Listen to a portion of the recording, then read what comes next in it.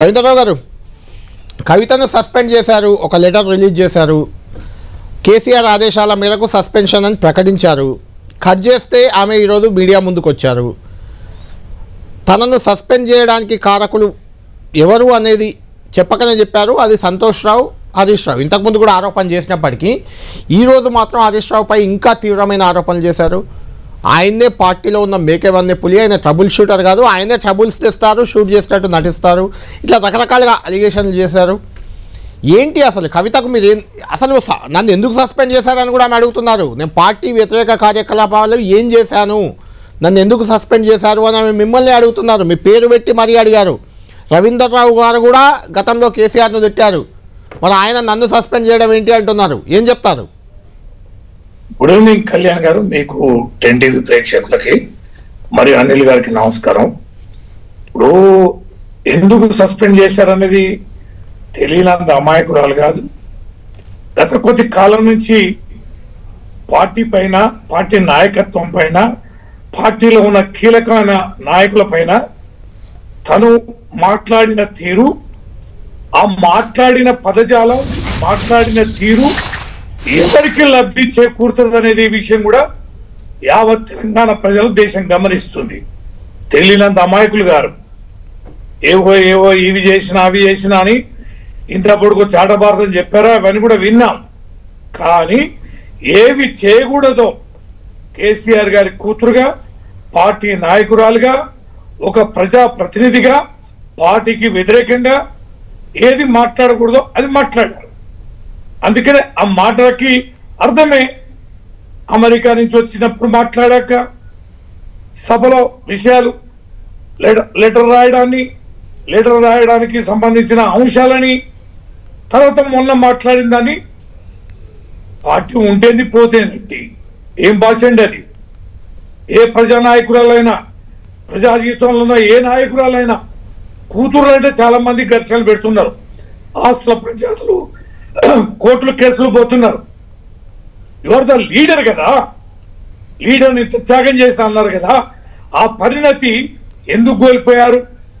ఇంకో విషయం, 25 సంవత్సరాలండి అనుబంధం కేసీఆర్ గారితో, హరీష్ రావు గారికి 25 సంవత్సరాల అనుబంధం సంతోష్ గారితో. కేసీఆర్ గారికి తెలీదా నీళ్ళేంటి పాలేంటి అనేది? 25 సంవత్సరాలు పడుతుందా వీరిని నమ్మడానికి? 25 సంవత్సరాల నుంచి మరి మీరేం చేస్తున్నారు? అధికారం పోయాక, జైలుకు పోయాక, జైలు 5 నెలలు ఉండాక. రవీంద్రరావు గారు ఒక్క నిమిషం మీరు లైన్లో ఉండండి. కవిత ఒక ట్వీట్ ఇప్పుడే చేసినట్లు తెలుస్తుంది. నిజం మాట్లాడితే ఇదా మూల్యం అంటున్నారు. తెలంగాణ ప్రజల కోసం 100 రెట్లు మూల్యం చెల్లించడానికి సిద్ధంగా ఉందని అంటున్నారు. ఏంటో మూల్యం నాకైతే అర్థం కాలేదు. ఏంటి ఆమెకు మూల్యం ఏంటి అంటే సోషల్ మీడియాలో, ఫేస్బుక్లో ఏమైనా బీఆర్ఎస్ నేతలు పెట్టించారా? ఇప్పటికైతే డైరెక్ట్గా ఆమెపై బీఆర్ఎస్ నేతలు కూడా పెద్దగా ఎవరు అటాక్ చేయలేదు. సస్పెండ్ చేసిన తర్వాత కవిత చేసిన వ్యాఖ్యలు ఇవి. అంటే బీఆర్ఎస్ పార్టీని హస్తగతం చేసుకునే కుట్ర జరుగుతుంది. ఈరోజు తనపై కుట్ర జరిగింది, రేపు కేటీఆర్పై, ఆ తర్వాత కేసీఆర్పై హరీష్ రావు కుట్రలు చేస్తున్నారు అనేది ఆమె వెర్షన్గా కనిపిస్తుంది. కానీ కవిత ఏ రోజైతే విమర్శలు మొదలుపెట్టిందో ఆ రోజు నుంచి ఈ రోజు వరకు, అంటే గత 100 రోజులుగా కూడా కవిత అంశంలో ఎన్నడూ హరీష్ రావు రియాక్ట్ అయింది నేనైతే చూడలేదు. అసలు హరీష్ రావు చేసిన కుట్ర ఏంటి అంటే ఏం చెప్తారు మీరు? ఏమో మరి ఎంతసేపు కేసీఆర్ గారికి ద్రోహం తలపెట్టారు, ఇక పార్టీల కుట్రలు చేశారంటారు, కానీ తనకేం చేశారనేది చెప్పడాలే కదా. హరీష్ రావు గారు కవిత గారికి ఏం చేశారనేది చెప్పడాలే. ఆమె బాధ ఏంటో అర్థం కాదు. మరి ఆ బాధ అనేది ఆస్తులు అంటున్నారు, హరీష్ రావు గారికి ఇన్ని డబ్బులు ఎక్కడి అని. మరి జనం కూడా అడుగుతున్నారు నిన్న మొన్న, కవిత గారికి ఇన్ని డబ్బులు ఎక్కడి అని. దానికి మేమే సమాధానం చెప్పాలి. కవిత గారికి ఇంత సంపద ఎక్కడిది తెలీదా కళ్యాణ్ గారు? మీకైనా మనకైనా ఎవరికైనా ఇది ఒక వైపు ఇస్తుంటే, ఏళ్ళు చూపిస్తే 4 వేళ్ళు మన వైపు చూపిస్తే అనే విషయం ఉండాలి కదా. ఇన్ని ఆరోపణలు చేస్తుంటే అంత అమాయకుడ కేసీఆర్ గారు 14 సంవత్సరాలు పోరాటం చేసి యావత్ దేశంలోనే అతి కీలకమైన రాష్ట్రాన్ని సాధించి అనేకమైన సమైక్యవాద కుట్రల్ని ఎదుర్కొని అనేకమైన అబండాల్ని ఎదుర్కొని వీరోచితంగా పోరాడి రాష్ట్రాన్ని తెచ్చిన నేత 10 సంవత్సరాలు అద్భుతంగా రాష్ట్రాన్ని ప్రగతి పథంలో నడిపిన నేత ఇంత అమాయకంగా ఉంటారని. రైట్. హరీష్ రావుని ఫినిష్ చేయడమే లక్ష్యంగా కవితను బయట కేసీఆర్ కేటీఆర్ పంపించారు, అందుకే ఆమె హరీష్ రావుని టార్గెట్ చేసి మాట్లాడుతున్నారు అనేది కాంగ్రెస్ వెర్షన్గా కనిపిస్తుంది. దాని వెనుక రేవంత్ రెడ్డి నేను లేను అని చెప్తున్నారు. దీన్ని ఎలా చూస్తారు రవీంద్రరావు గారు? ఇందులో వాస్తవం ఉందా? మీరే కదా ఆమెను సస్పెండ్ చేశారు. మరి కేసీఆర్ కేటీఆర్తో పాటు మీ ప్లాన్ కూడా ఉందా ఇందులో? ఇదంతా వారు చెప్పినట్టు కాంగ్రెస్ స్క్రిప్టే ఇట్లుంటది. ఒక అద్భుతమైన స్క్రిప్ట్ ఇది. దేశ రాజకీయాలలో కుటుంబాలను గెలిచడంలో కాంగ్రెస్ పార్టీ పెద్ద దిట్ట. ఇవాళ ఏం చేస్తున్నారు? హరీష్ రావు గారిని టార్గెట్ చేస్తూ తండ్రిని అన్నని సెంటిమెంట్ గా అనడం లేదన్నట్టుగా అంటూ, ఇంతకుముందు ప్రకాష్ గారు చెప్పినట్టు హరీష్ రావు గారిని అంటే హరీష్ రావు గారితో అన్నయ్యన్ని ఎవరికి తగులుతాయి? ఖచ్చితంగా కేసీఆర్ గారు కేటీఆర్ గారికే కదా. కనుక బాణం ఎటు సంధిస్తే ఎటు పోతుంది అనేది ఇదంతా స్క్రిప్ట్. ఇది కవితను వాడుతున్న తీరిది, కేసీఆర్ కుటుంబంలో పెడుతున్న చిత్సిది. వీటన్నిటి మేము అంచనా వేలకే ఆమెను సస్పెండ్ చేసేది. ఏమన్నా చేసుకొనియండి.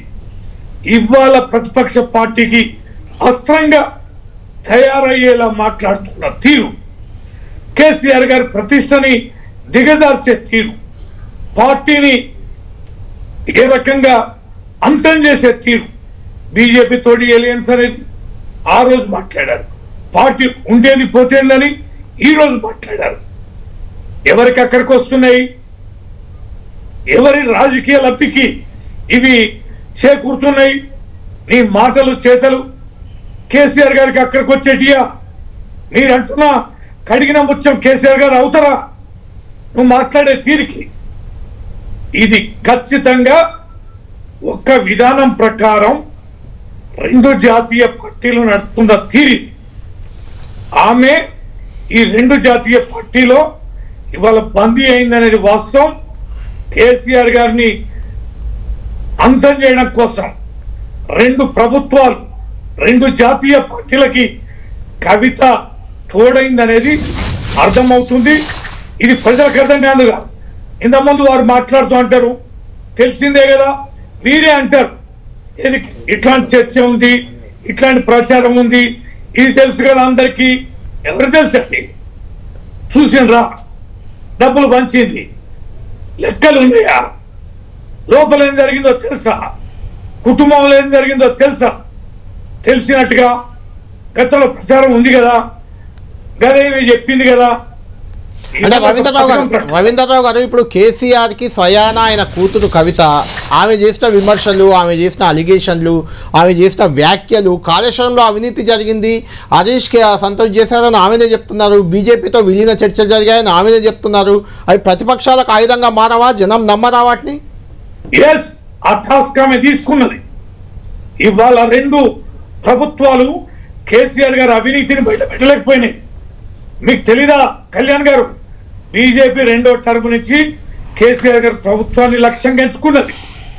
ఎన్ని ఇన్కమ్ ట్యాక్స్ దాడులని ఎమ్మెల్యేల మీద, మంత్రుల మీద, కాంట్రాక్టర్ల మీద, కాళేశ్వరం ప్రాజెక్టు భాగస్వామ్యం ఉన్న ప్రతి ఒక్కరి మీద దాడులు జరిగినాయి. ఏం దొరకబట్టినరు? 20 నెలలు అవుతుంది. ఎన్ని కమిషన్లు అయినాయి? ఇవాళ గోష్ కమిషన్ లో ఎంత అవినీతి జరిగిందని తెలిసారు. విద్యుత్ కమిషన్ లో ఎంత అవినీతి జరిగిందని తెలిసారు.